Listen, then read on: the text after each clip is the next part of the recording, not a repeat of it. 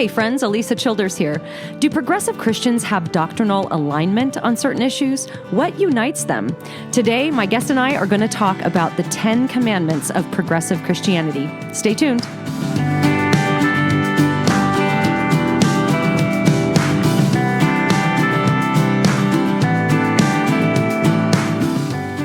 My guest today is Dr. Michael Kruger, President and Samuel C. Patterson Professor of New Testament and Early Christianity at Reformed Theological Seminary there at the Charlotte campus. He's the past president of the Evangelical Theological Society, and it's a real honor to have him on the show today because his areas of research are so relevant to the work that I'm trying to do in identifying historic Christianity, and also his work played a big role in answering a lot of the doubts I had when I was in a crisis of faith. So he specializes in the development of the New Testament canon, which this is a question I get so commonly through the website is how do we know that the books of the New Testament we have are the right ones? How did we get those books? And so if that's your question, definitely check out Dr. Kruger's work on that topic. He also specializes in the Gospels, in Christian origins, development of early Christianity, particularly in the 2nd century. And again, he's just written a great book on that. I read it a few months ago. It's phenomenal.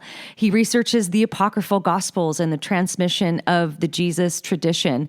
And so in addition to writing several books on these topics, he blogs regularly at michaeljkruger.com.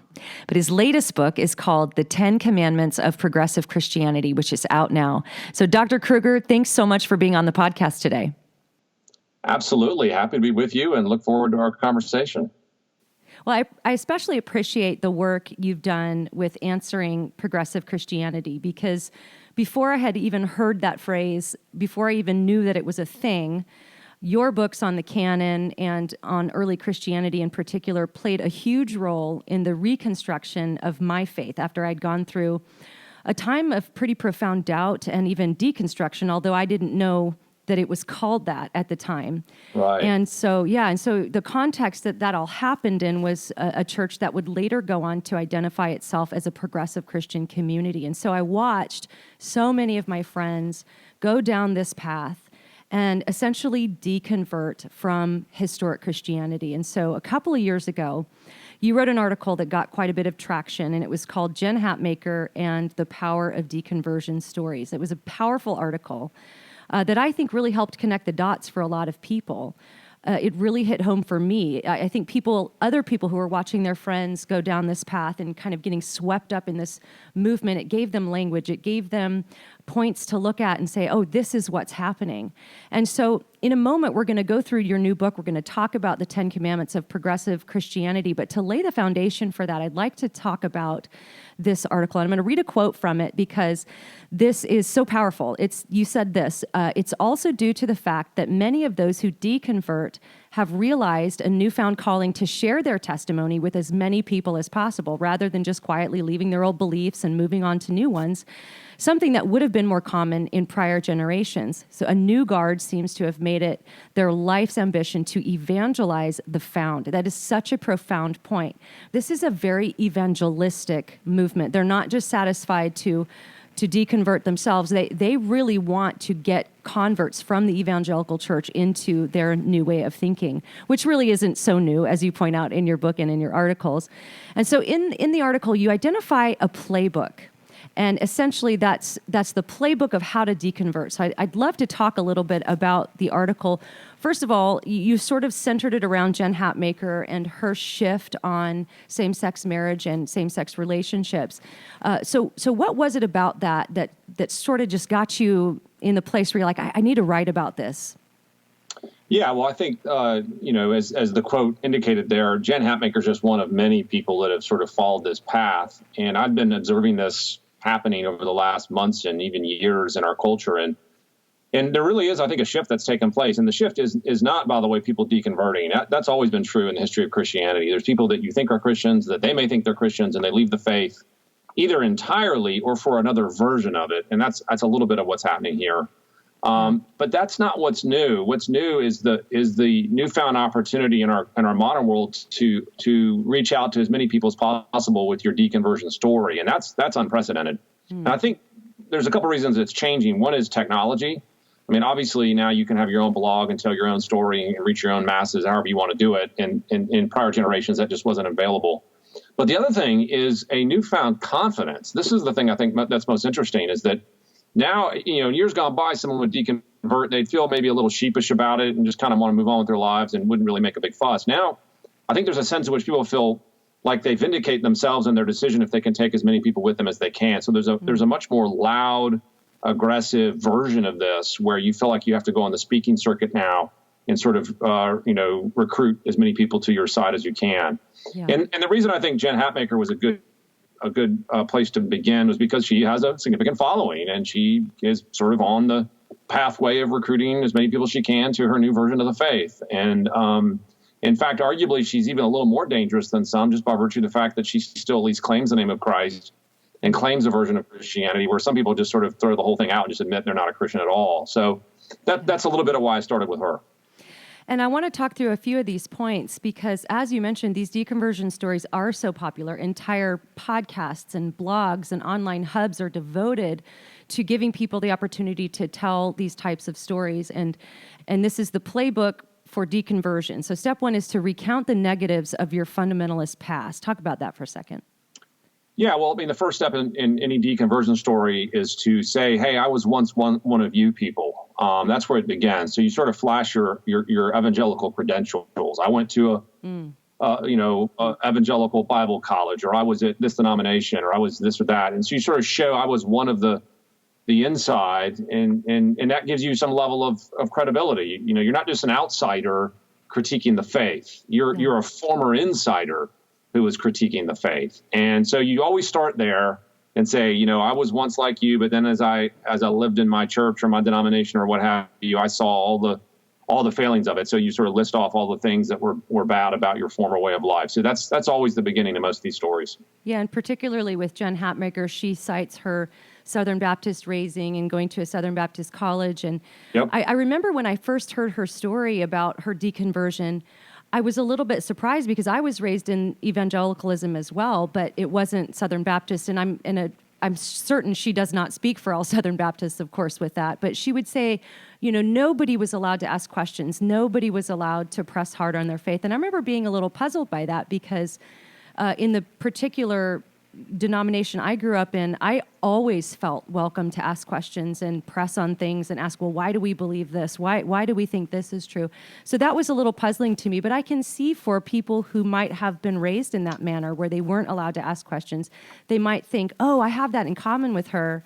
And then they're going to keep going with her on that journey, which leads us to step two, position yourself as the offended party who bravely fought the establishment. We see this all the time, don't we?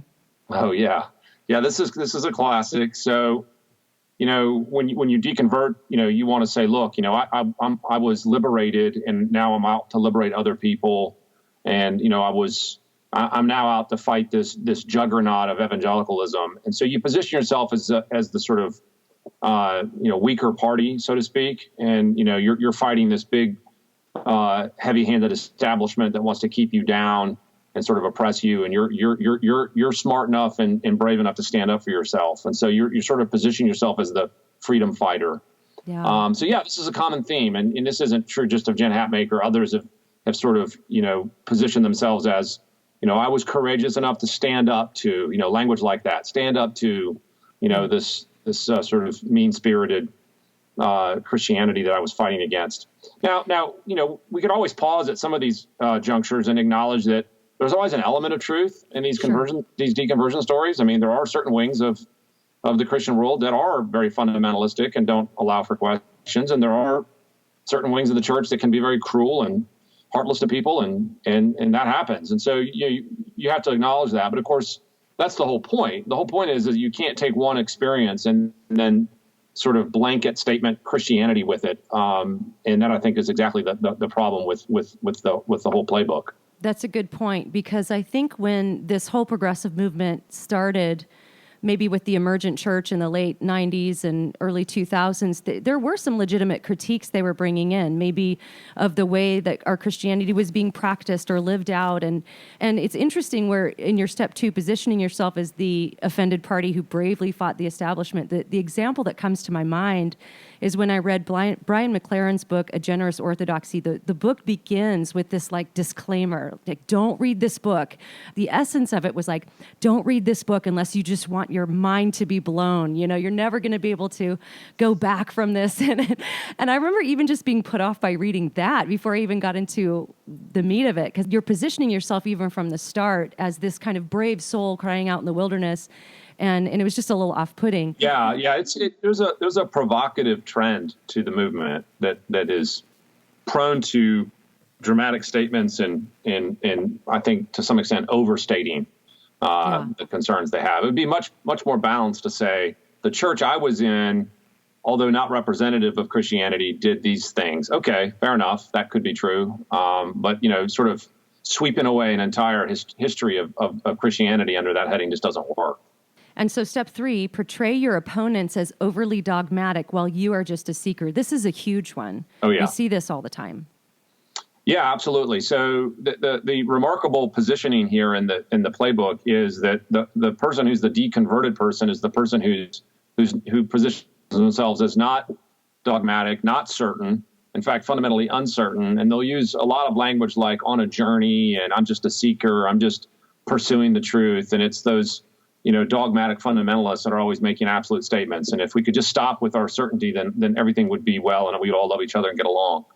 Okay, right. On a front level, that sounds pretty good. And certainly you can present yourself as the seeker and everybody else is dogmatic, and that's a good tactic. The problem, of course, at that point in my article is that only works until you start smuggling your own certainty in through the back door. And that's what certainly all these folks do. They claim on the one hand, well, I'm the uncertain one and everybody else is certain, but yet they seem quite certain about a great many things. In fact, so certain was Jen Hatmaker about the sexuality issue, she was willing to abandon her entire former way of life and her whole theological system, absolutely convinced that she had been formerly wrong and now is right, but yet claims to be uncertain about everything. So I don't understand that. I think it's a bit of a rhetorical sleight of hand. And I think the honest path would say, I changed my view and now I think I'm right about my view now. That would be the better way to go, but that's not the way they do it. I agree. And as I began to study the movement and read all their books and blogs and listen to the podcast, that is something I noticed more than anything, is that there's this veneer of we're just asking questions. But there is this absolute dogmatic element to it. Like, they are very united and very dogmatic that Christians have been wrong about the atonement for pretty much the history of Christianity. They're very sure that we're reading the Bible wrong. They're very sure that we've got the gospel wrong. So I want to read another quote from your article here because it's so relevant. This was referring to Jen Hatmaker in this podcast she recorded with Pete Enns. And my listeners should be familiar with both Pete Enns and Jen Hatmaker as we talked a bit about what they believe and what they're claiming. So here's what you wrote. You said, while claiming to be non-judgmental, she declares the fruit of those who espouse traditional marriage as rotten. And she has done that more than just on that one podcast. That is something she has continued to claim and repeat. And you said, despite her insistence that the Bible should be read without certainty, she offers dogmatic claims about what it teaches. While claiming her views are due to a deep study of Scripture, she offers some simplistic and even irresponsible explanations for the Bible's condemnation of homosexuality, while disregarding 2,000 years of Christian history. And that's just a really important point, because there really is like this dogmatic thing that the fruit from that tree is rotten. And it's an objective truth claim that she is making that she is not at all uncertain about. Step 4 is insist your new theology is driven by the Bible and is not a rejection of it. Talk a little bit about that. Yeah, this is a part of the playbook that's particularly true for sort of a Jen Hatmaker and a Pete Enns and even a Rob Bell to some extent. This pertains to those who are sort of halfway deconversionists. And what I mean by that is they're not repudiating Jesus entirely. They're not repudiating Christianity entirely. They just want you to adopt a new version of it, which really just means their version of it. Mm-hmm. And the way they get there is by insisting that, hey, I'm not ditching Jesus and I'm not ditching the Bible. It's just that he's been misunderstood. and the Bible's just been misunderstood. And now I finally would understand it correctly for the first time in 2,000 years, which of course, even on the surface of it, when you hear that, you think, wow, maybe I ought to be a little skeptical of that if someone's coming along and saying something entirely new after 2,000 years. But hey, leaving that aside for the moment, the fact of the matter is that they want you to think they're still on Jesus's side and the Bible's side. So, and they know there's a reason for that strategy. If they sort of kick the Bible to the curb and Jesus to the curb, they're going to lose a lot of their followers. And this is one of the tactics I think is fascinating. So rather than just simply being honest and saying Jesus was wrong, which would be the sort of more courageous move here, they want to claim Jesus for their view. And so now they have to twist up what he says and twist up what Paul says he says and so on to get there. And I just wish there would just be more honesty. Why can't they just say, you know what? I changed my view. When I read the Bible, I think the Bible's wrong. I think Jesus is wrong. I think Jesus is wrong about marriage. I think Jesus is wrong about a great many things. And at least you're owning it. But trying to make him be on your team just doesn't work. I think it's intellectually dishonest. Yeah, it's kind of like ordering a steak in a restaurant and they bring you the plate of steak and then the person next to you takes the steak away and puts a sandwich on the plate and says, hey, there's your steak. And you're like, well, that's not a steak. You just replaced it with something else. You can't still call it a steak. And so it's kind of like that's what they're doing with Christianity. They're basically completely redefining it, changing everything about what it has historically meant, what has historically defined Christianity, what the core doctrines of Christianity are, changing all of that, but yet calling it still Christianity. And so, yeah. By the way, that's a long-standing pattern in liberal and progressive Christianity. And I know I'm probably jumping ahead here to our other part of the conversation with my book, but Machen pointed this out, and others have pointed out since, which is one of the ways that progressive Christianity makes sort of headway is that they retain certain language. They retain certain way of speaking, but just empty it of its former meaning and fill it up with a new meaning. So you can still talk about salvation by faith. You can still talk about, believing in Jesus. You can still talk about the truth of the Bible. But what you mean by those things is not remotely close to what Christians have historically meant by them. And again, there's a reason they do that. They want to retain the nomenclature so that they don't alienate all the people who are historic Christians. And then if they alienate them, they can't persuade them anymore. So it's, again, a bit of a sleight of hand. You keep the language, but empty of the meaning. And that's a tricky thing to spot. Yeah, and we see that with cults as well. We see that with Mormonism and Jehovah's Witness, where they'll use some of the same terms but change the meaning. That's right. And then, of course, step 5, attack the character of your old group and uplift the character of your new group. Yeah, and we hinted at this a moment ago, is, so now you sort of enter into moral claims and character claims that my old group was effectively a bad group, and now I'm in the good group. And for Hatmaker, she kind of took the gloves off here, pretty much laying almost every social ill at the feet of people who believe in traditional marriage. So now, if you believe in traditional marriage, you're responsible for suicides in the homosexual community. You're responsible for homelessness. You're responsible for all kinds of things. And it's just a staggering claim. And again, you made the point a minute ago, and I'll make it again here, for any group that claims to be not dogmatic and claims to be sort of morally neutral, that's a stunning move, because there's no moral neutrality there. That's as dogmatic as you get, and fairly condemning. Yes. So if you're claiming that you're not the judgmental party, I'm not sure how you could say you're not the judgmental party after some paragraphs like that. I agree, and this was sort of illustrated in a debate that Sean McDowell had with Matthew Vines. They've had a couple of conversations publicly, and in one of them, Matthew was basically making the claim that just because Sean believes that traditional marriage or biblical morality is right, that's harmful for you to even hold that belief. And so that is the very definition of intolerance, because tolerance would say, I disagree with you, but I respect your right to say your opinion, and we can debate those things in the public square. But intolerance would be to say, you don't even have the right to think what you're thinking. No, that's right. And so for in these deconversion stories, for those, some people deconvert out of Christianity and into some kind of agnosticism or atheism. But then for others, they will reconstruct or reconvert into some kind of a faith. It almost never looks like the faith they began with, or even like historic Christianity. But for those who want to retain the title Christian, they want to hang on to whatever version of Jesus they think is true, they're calling themselves progressive Christians. So this is a very organized movement. It's a movement that's sort of the same thing that happened with all the mainline denominations back when the liberal theology came in, when Machen was writing and all of that. But this is now they're trying to come back into the evangelical church and pull evangelicals into it. And so this movement, like we were just mentioning, really does have dogmatic claims, because when I first started writing about it, I would say basically they're not united around a creed. There's not like a doctrinal statement for progressive Christians. It's really more about what they're walking away from. It's more about what they do rather than what they believe. But then, as I began to research it more, some things started to emerge that really are dogmatic points that you would have to affirm to be in with this group. And that's why I love that you called it the 10 Commandments of progressive Christianity.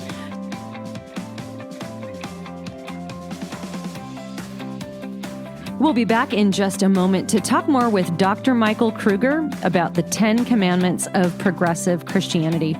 And if it isn't obvious by now more than ever, society needs Christians who can confidently speak truth and love. Do you know how to defend your faith? Do you know how to help people who God has brought into your circle of influence by answering their questions? Olivet Baptist Church in Tulsa, Oklahoma, and Biola University are partnering this February 28th and 29th to bring you reasonable faith in an uncertain world. Hear from leading apologists like J.P. Moreland, Craig Hazen, Clay Jones, and yours truly, as I speak on this topic on progressive Christianity. How can we answer these claims? How can we recognize these ideas when they come into our small groups and our churches? Register today at apologeticsevents.com. And hey, I've got a code that will get you $5 off your admission. And that code is BOTR Tulsa. That's Biola on the Road Tulsa. BOTR Tulsa for $5 off your admission. Hope to see you there.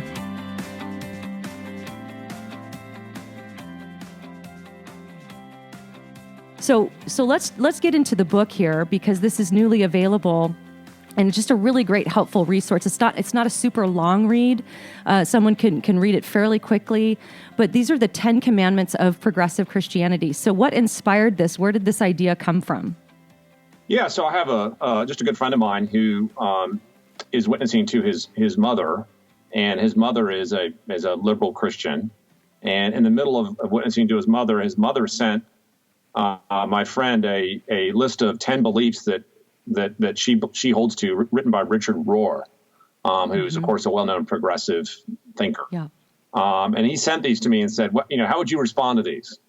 And so I thought to myself, these are 10 really sort of fitting statements, and that embody liberal Christianity, and I should probably start working on a response. So that's eventually what ended up being the book. But then I discovered that Rohr actually got them from a book by Philip Gulley. And so, my book's a little bit of a response to both of them, but Gulley's book goes into more detail. But it really is sort of the code of liberal Christianity, or what I call progressive Christianity. It's their 10 Commandments, and anybody who wants to know how to spot it, this is a great place to start, I hope. Well, let's talk through the points then. So the first commandment of progressive Christianity is Jesus is a model for living more than an object for worship. Let's talk about that. What does that mean? Yeah, this is number one for a reason. In fact, Machen, this is one of the classics for Machen, is that if you're trying to sniff out a progressive Christian, and this is the place you begin, is Jesus primarily someone you worship as God, or is it someone you mainly emulate so you can live a good moral life?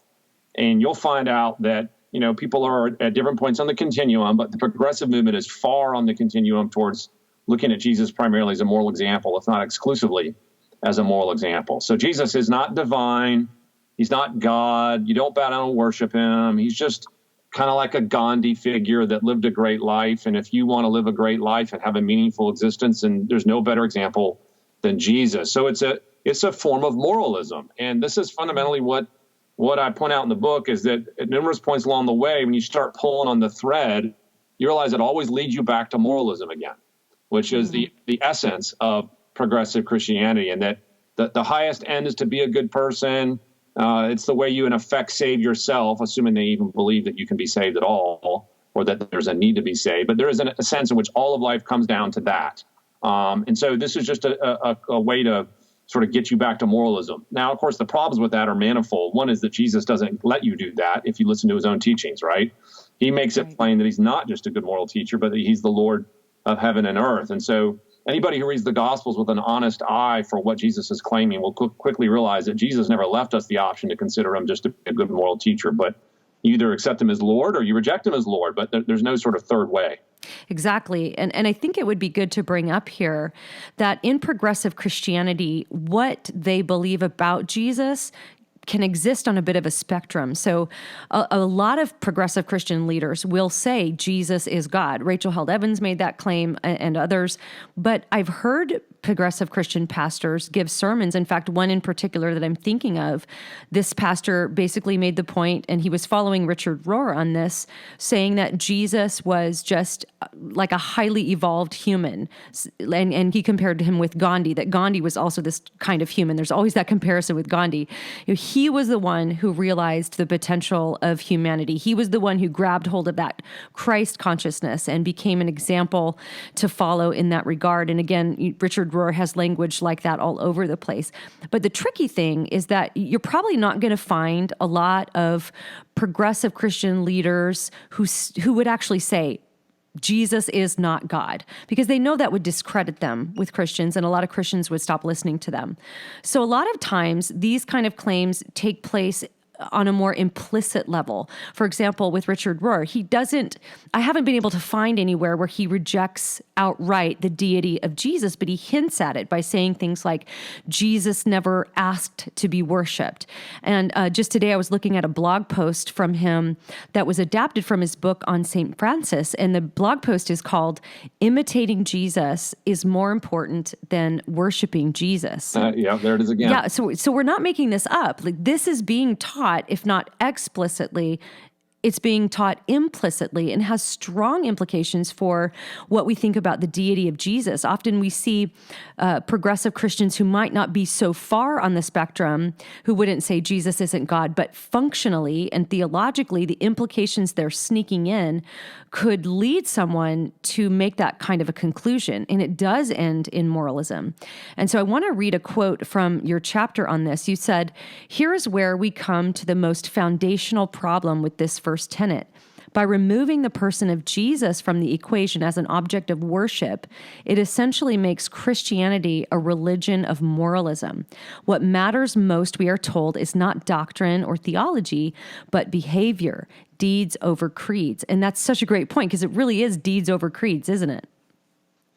Oh, yeah. I mean, in fact, that language is used all the time in progressive liberal churches. And I mean, you're right. I mean, not everybody comes out and blatantly rejects the divinity of Jesus. They, as you put it, they functionally reject it. And what their aversion here isn't even just to the divinity of Jesus, although it is.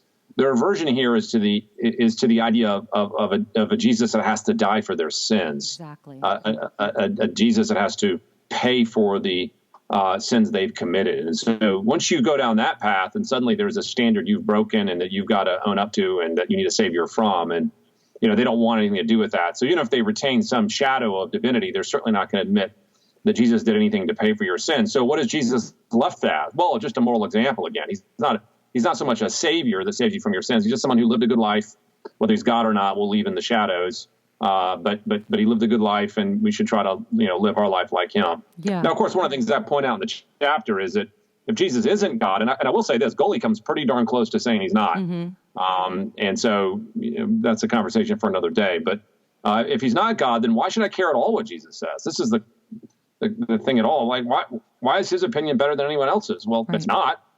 Why privilege his opinion over any other opinion?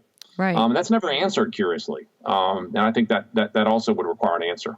Well, and this leads us right into the second commandment of progressive Christianity, because we've already kind of even hinted at it here, but affirming people's potential is more important than reminding them of their brokenness. This is a huge one. Let's talk about this. How do we see this play out? Affirming people's potential is more important than reminding them of their brokenness.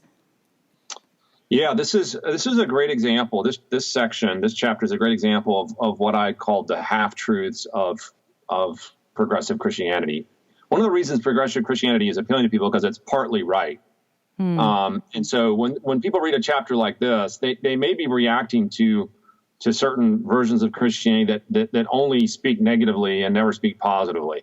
So the only message you ever get is that you're a sinner, and there's never any other sense that you get a message of what God can do in you through his power and grace. And so it's mainly negative, not positive. Okay, fair enough. And that's a legitimate concern. The problem with this second point, though, is in a quest to affirm human potential, what Goley ends up doing and Rohr ends up doing is basically denying the reality of sin. And for them to affirm human potential is to sort of not deal with sin, not acknowledge sin in any realistic way. And so they'll use phrases like brokenness. You'll notice the language here is very well picked. They're not going to talk about human sin because that implies rebellion, and that implies a God who cares about rebellion and may do something about it. Rather, they're going to talk about brokenness and fallenness and things not working rightly. And you realize very quickly, oh, wait a second here. You're not dealing with anything remotely that indicates that real sin's in play. Yeah, and this is something that, again, we talked about the spectrum being some are more explicit about things. This is something that I have seen explicitly denied in the progressive movement, the idea of original sin and that a sin nature was passed down from Adam and Eve. Brian McLaren denies this outright. William Paul Young, the author of The Shack, denies this outright. This is, in fact, in the only that I know of sort of comprehensive survey of progressive Christianity, which was written by progressive Christians, so it's their words, they outright deny the idea of original sin, and often it's replaced with original blessing, which was a book that was written by a guy, Matthew Fox. They follow him on this, that really it wasn't sin that separated humans from God in the Garden of Eden, if they would even believe that was a real historical story. Either way, the meaning of it in their minds would be, it wasn't sin that separated us, it was our shame. It was, Richard Rohr teaches this as well. It was our realization that we weren't beloved or that we weren't worth being loved that brought the separation. And so all we need to do is basically realize our potential. And then once you come to that place of enlightenment, that will reunite you, because really you were never separated. That's what you have to realize.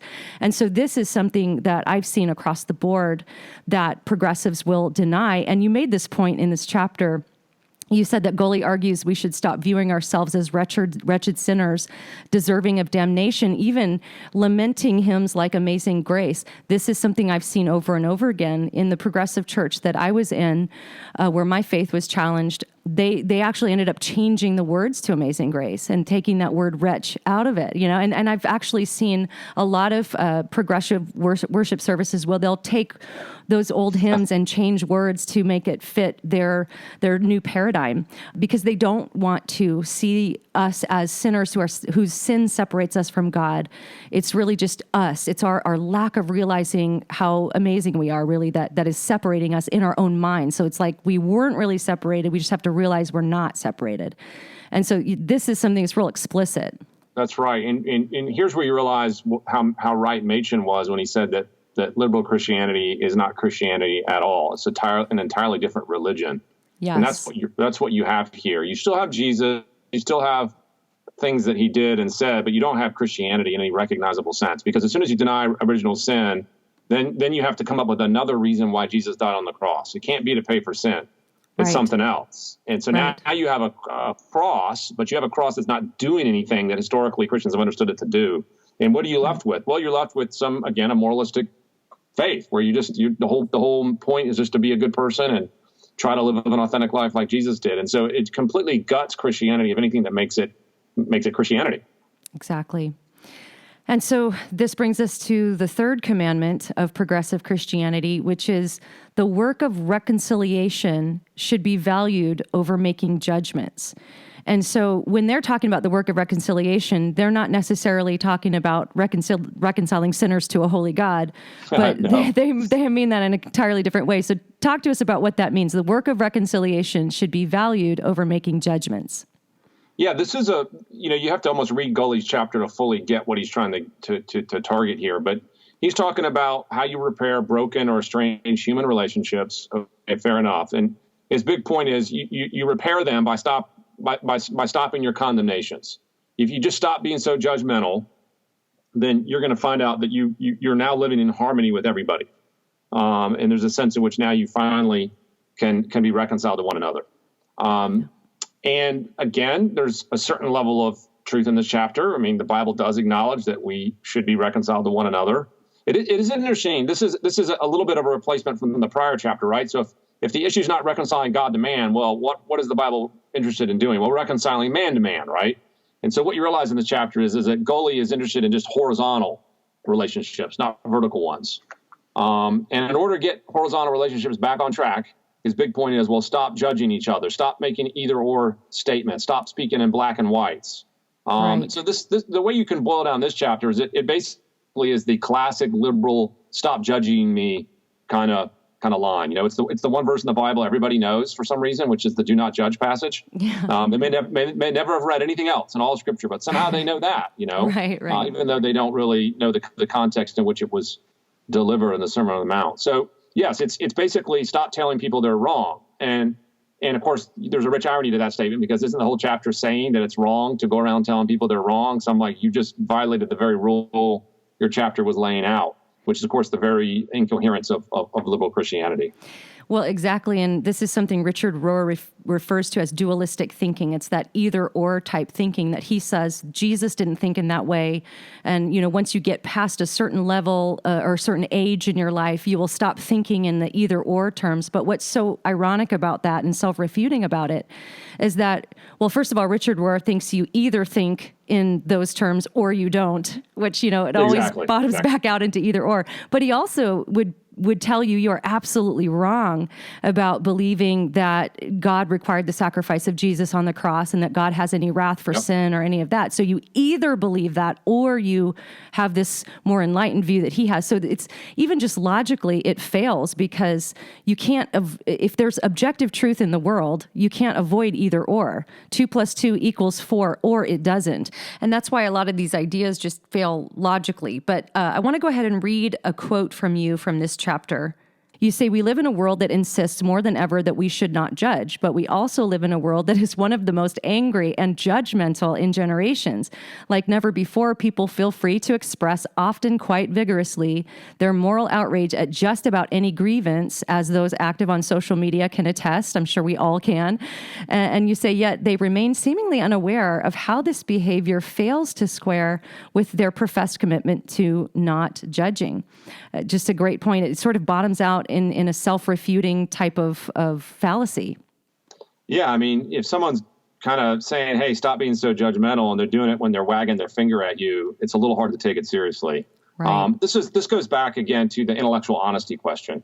Rather than trying to position yourself as not going around making judgments and just your enemy is, which is what they're trying to show, why can't they just admit, of course I'm making judgments about right and wrong, and so are you, we both are.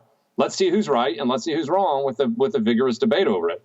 But that's not what's happening here. There's not a real attempt to figure out who's right and wrong. Rather, they want to just clear the deck by saying no one should go around saying whether someone's right or wrong. But of course, as you pointed out, and as I point out in this chapter, as soon as you say you shouldn't go around saying something, you are declaring something to be right or wrong. And so it is incoherent and utterly self-refuting. It's sawing off the branch you're sitting on. And what's perplexing about it is just the inability for that to be seen. I still can't figure out why progressive Christians cannot see that they're violating their own rules. You know, I guess the rules are selectively applied. They apply to other people, but maybe just not to them. Yeah. So commandment number 4 says gracious behavior is more important than right belief. And I'll say that again, and then we can comment on this. The 4th commandment of progressive Christianity is gracious behavior is more important than right belief. What does that mean? Yeah, well, you know, at first glance, it's a little confusing. What does that exactly flash out to? But the essence of this chapter is dealing with, Gully and Rohr want to say the real problem in churches today is people being concerned about good theology. If they would stop worrying about being right and stop worrying about getting their doctrine so precise, well, then we could all just get on with loving each other and have a peaceful church. And so the real culprits are those people who care about doctrine and theology. And so it's definitely in the bullseye, in the crosshairs, is anybody who's doctrinally concerned and are concerned about theological orthodoxy. Yeah. And so they're saying, hey, if you're concerned with theological orthodoxy, you're just a Pharisee.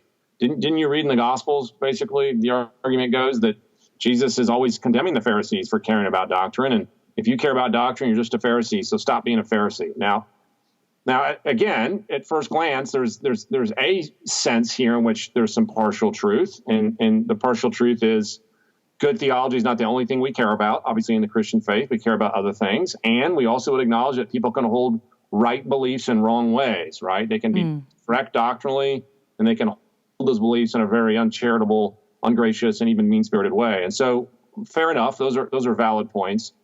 But of course, I push back on this, and I say, is good theology really the problem? Is that really where the nature of the problem lies? And for that matter, was that really the Pharisees' problem? Is Jesus' big complaint against the Pharisees that they cared about theology? No, that wasn't his big complaint. His big complaint is they just had bad theology, not that they cared too much about it. So Jesus spent a lot of time theologizing with the Pharisees, not so much saying stop caring about doctrine, but your doctrine's wrong, basically, is what Jesus was arguing. And so actually good doctrine, good theology could solve those Pharisaical problems. And so, again, it's a bit overly simplistic. We're talking with Dr. Michael Kruger about his new book, The 10 Commandments of Progressive Christianity, and we'll be right back into that conversation in just a moment. But if you're a Christian parent, you might be listening to this thinking, what am I going to do? My kids are growing up with all of these conflicting ideas in culture and even conflicting ideas in the church. And I just want to encourage you that Impact 360 is a ministry that exists to help you to equip the next generation to live out their Christian worldview in that kind of crazy culture that seems to have lost its mind. So Impact 360 has a series of summer experiences for students. I will be at both the Propel experience and the Immersion experience this summer. Please consider sending your student to this amazing time of leadership training, theological training, apologetics training. And I just would love to get to know your student at Impact 360 this year. You can go to impact360.org for more information. And for me, that was a standout point that you made in this book when you talked about the Pharisees. And it was sort of one of those aha moments. When I read this, I highlighted it, and I've read it to some people, and I've shared it on Facebook. It's such a great point. So I want to read this from your book because I think a lot of Christians can relate with maybe trying to bring some truth to someone that is of a doctrinal nature, and then they get called a Pharisee or a heresy hunter or a doctrinal purist or some kind of a phrase like that. But you made such a good point about what the Pharisees were really all about. And so here's a quote from your chapter 4 of the 10 Commandments of Progressive Christianity. You say, Jesus never said, the problem with the Pharisees is that they are too concerned with orthodoxy. The problem with the Pharisees was legalism, which you define as putting man-made laws ahead of God's, and hypocrisy, which is saying one thing and doing another. So the main problem with the Pharisees was legalism and hypocrisy. And you go on to say, and often the two went together. It wasn't that they cared too much about good theology, but that they cared too little. Their theology was a mess. It glorified man. It twisted God's own priorities and selectively followed God's law. This raises an important point. Teaching people good theology is not the problem, but the solution. So I'm going to say that again. Teaching people good theology is not the problem, but the solution. And I have found that to be true in my own life, in my own reconstruction. When I would affirm doctrinal points, they weren't just intellectual propositions. These weren't just things I had to check a box and say, okay, I believe this, therefore I'm a Christian. These were life and death truths about who God is, how he is in the world, how he has revealed himself. And they had direct gospel implications. And doing theology right will inform the way you behave toward other people. So doctrine and behavior are not at odds with each other. They're not in opposition. No, they're not. And one of the points I make, actually, and people probably don't think of it this way, is that good theology actually liberates you. It doesn't oppress you. So would you call yourself a liberal theologian then? Yeah, exactly. What I'll tell you what oppresses people is man-made laws that hang over their head. God's laws are not oppressive. Man-made laws are oppressive. And I tell people, I was like, if you think God's rules are tyranny, try living under man's rules. Yeah. God's rules are good, righteous, and true because you have a good, righteous Lord that's given them to you. It's man's rules you want to avoid. And so good theology is actually the cure for Pharisaical thinking, not the cause of it. Very good. It's actually going to liberate people from man-made laws running their life. And here's the irony. I'm guessing that most progressive Christians probably were in legalistic churches. Yeah. And they're probably fighting against it. The unfortunate and sad reality is that the very thing that could cure them of legalism, namely good theology, is the very thing they're throwing out. And if they could only keep that good theology, they might realize that's actually the cure of the thing they grew up in, not throwing it to the curb. That's good. So the fifth commandment of progressive Christianity is inviting questions is more valuable than supplying answers. This is a big one. We've all heard this. So let's talk a little bit about this. Why do you call this an effective strategy in your book? Oh yeah, this is so good. I got to say this is one of the classic plays in the deconversion stories too, which is, I could never get answers to my questions, etc. But when you start digging under the surface of it, you realize that actually liberal Christians don't want answers. Right. That's the thing they're avoiding. They say that the questions are what matter and not the answer. If you're looking for answers, well, that's the problem. You got to stop looking for answers and just live in the questions. You stop worrying about the destination and just enjoy the journey kind of idea.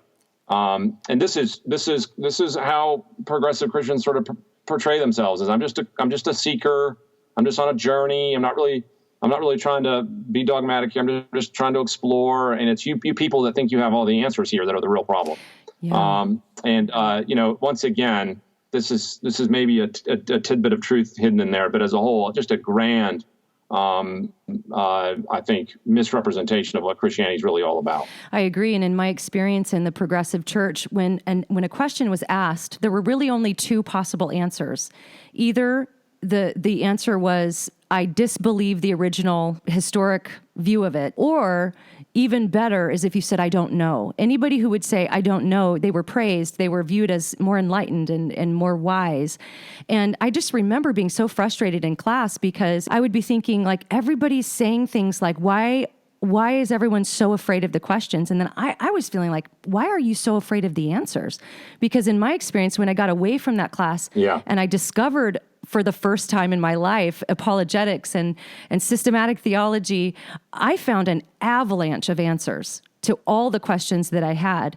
And so I was always a bit confused about that because in class, like, one question would be brought up and then I'd go home and research all week trying to answer it. But by the time we got to class next week, they just moved on to the next thing because it really wasn't about the answer. It was about finding the next question. And to me, it's pointless. Yeah, you get this sneaky suspicion they don't actually really ever want the answer.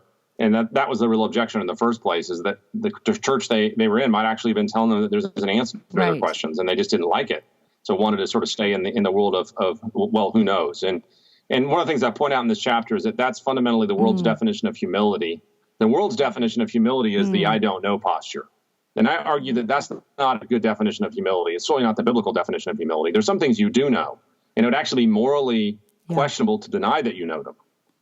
And that you ought to say certain things are wrong and certain things are right. You ought to stand up for certain things being true and certain things being false. To shrug your shoulders and say, I don't know, is actually not commendable all the time. Actually, in fact, sometimes it can be even cowardly to do that.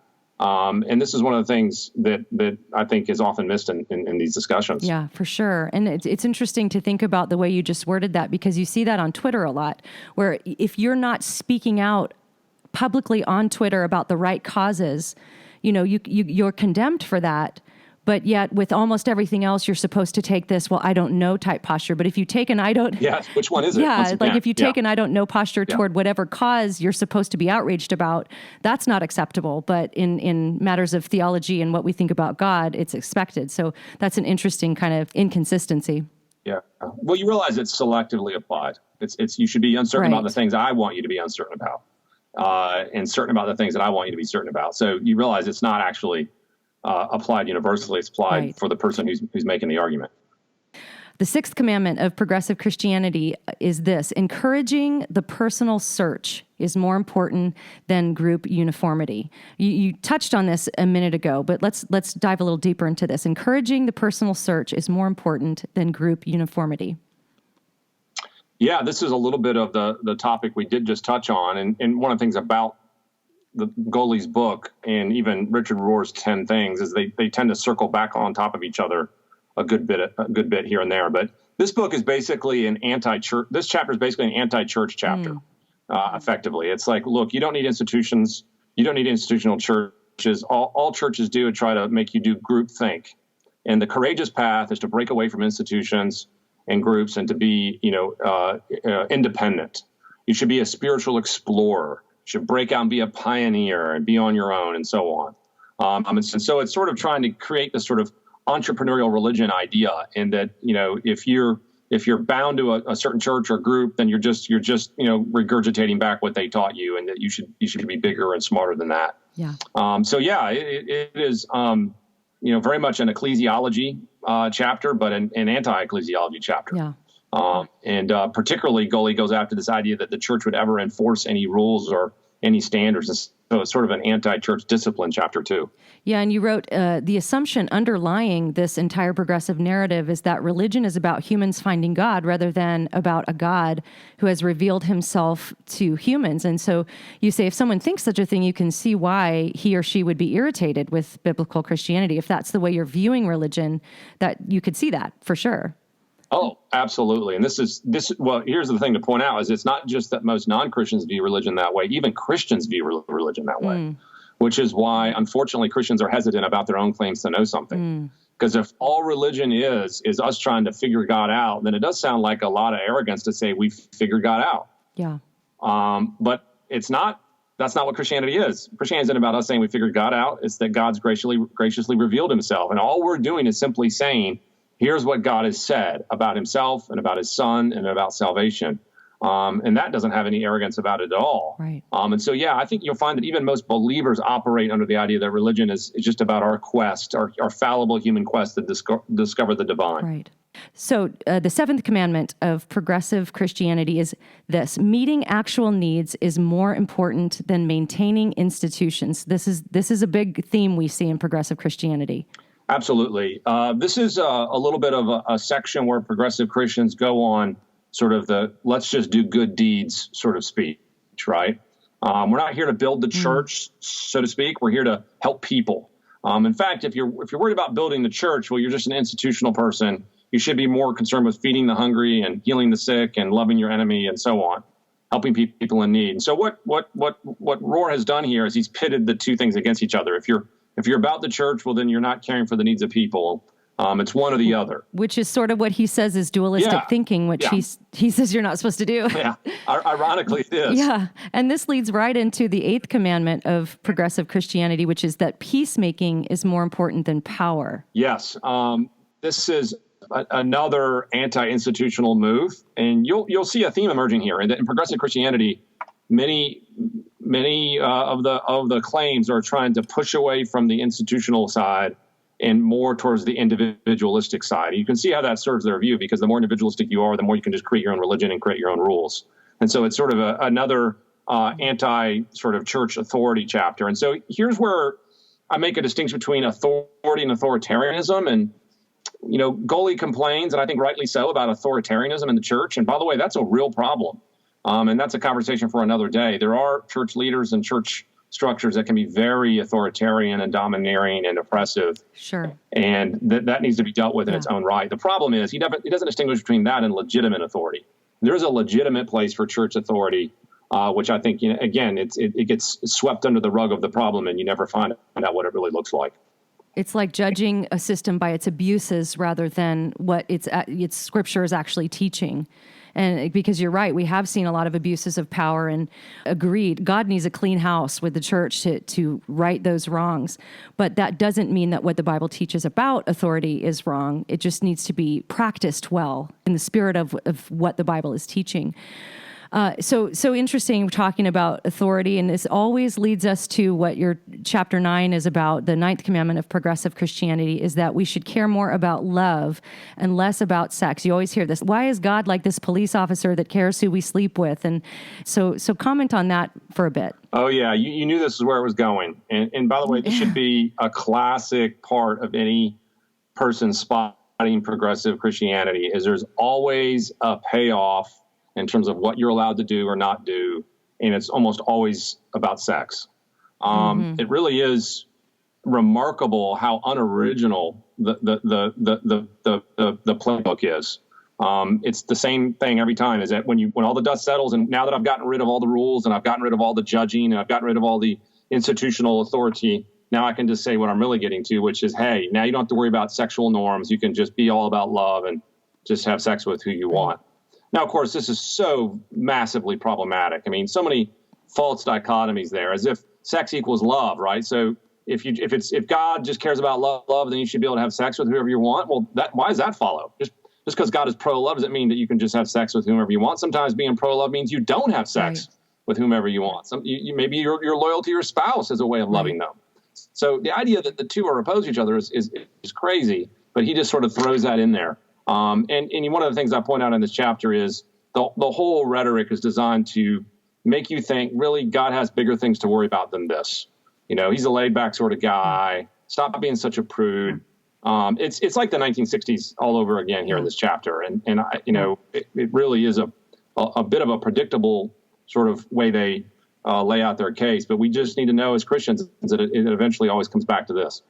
And when you remove any meaningful sense of atonement or sin nature, if we don't really need to be saved, it's going to affect our eschatology. And in my research, I haven't actually been able to find a meaningful eschatology in the progressive Christian movement. It's just something they might speculate on a little bit, but it's really not about that.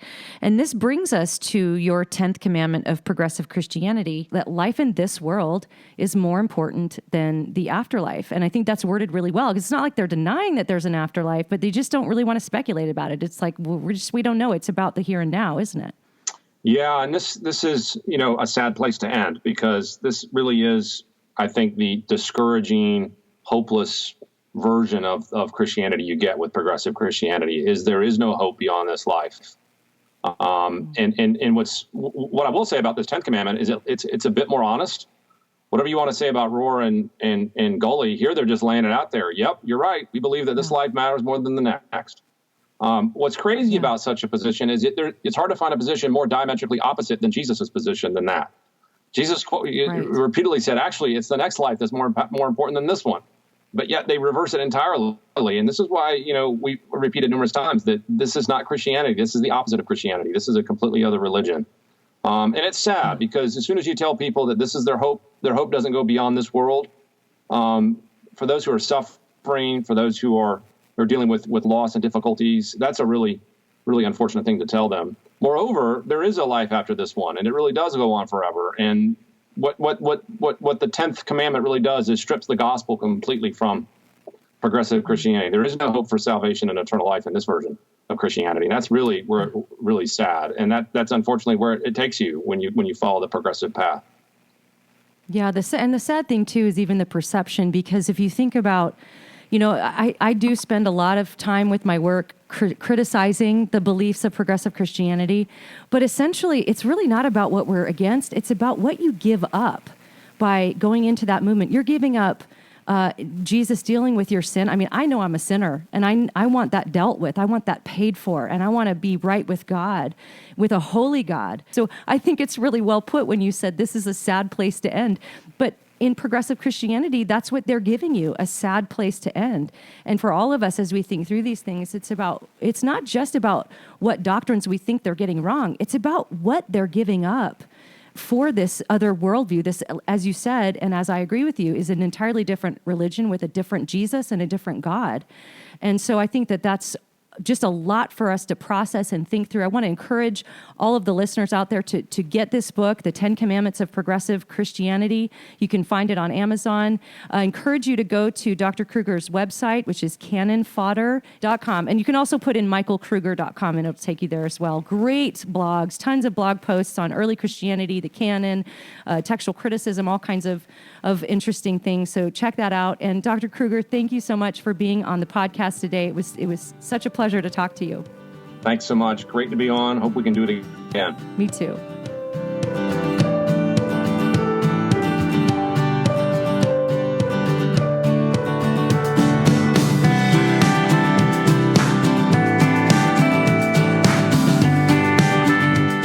If you enjoyed listening to this podcast, you can sign up to receive my posts by email by going to alisachilders.com and clicking the subscribe button, or simply subscribe to the Alisa Childers podcast on iTunes.